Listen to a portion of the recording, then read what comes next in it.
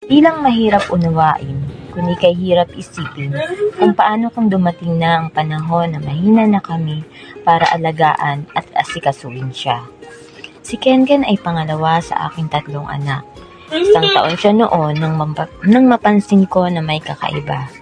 Hindi siya katulad ng 2 kong anak, noong katulad siya ng edad ng mga ito.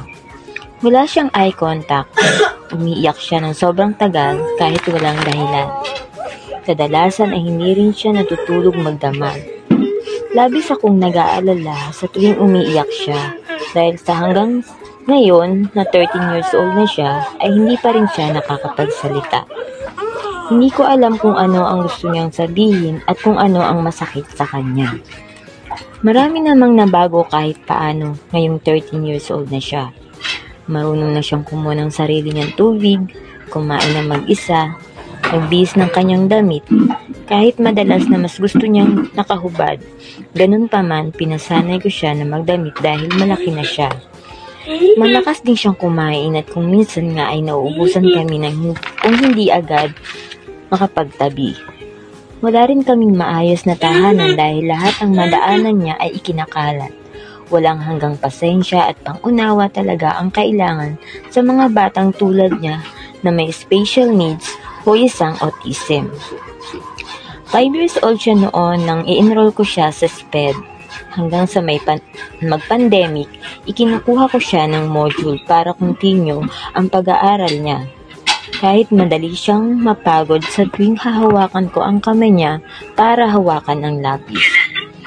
Mahilig siya noong lumabas ng bahay. Tuwing hapon, gusto niyang maggala, tumambay sa labas o kaya naman ay pumunta sa dagat. Ngunit ngayon, bigla na lang nagbago ang gusto. Ayaw na niyang lumabas. Mas gusto pa niya ang maglagi sa loob ng bahay, mahiga at makinig ng radyo. Ayos pa sana dahil hindi na ako nahihirapan na alalayan siya dahil sa mas malaki na siya sa akin at tumaba na. Ang problema lang dahil ayaw na niyang lumabas, sa tuwing may pupuntahan tulad ng pagsimba o kaya naman ay may pupuntahan, kailangan magpaiwan ng isa na magbabantay sa kanya. Kaya bihira na kaming nakakalabas ng sama-sama. Kung may mga picnic ang pamilya, mas pinipili ko na lang na magpaiwan. Ang 2 ko na lang na anak ang aking pinapasama.